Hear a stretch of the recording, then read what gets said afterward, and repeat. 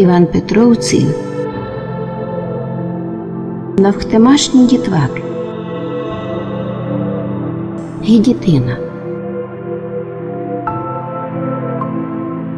Наші русинські слова несуть із собою наш живий, невбієнний русинський дух. Вони несуть із собою історію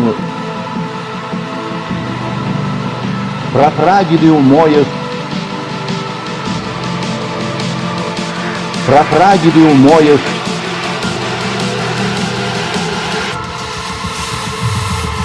Я свідок живого русинського слова.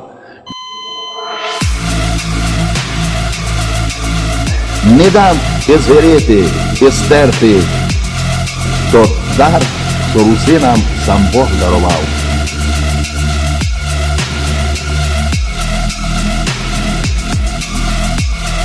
Не дам мій нянько. Я від нього ся много навчив. Мамка знала много співанок, у неї много співанок. І знаєте, вони мені заронили в душу оту любов до того слова. Хоч я туди мало записав з того, що мої батьками говорили, щасливий їм тим, що удало мені тепер знаходити дуже-дуже давні наші слова у пам'яті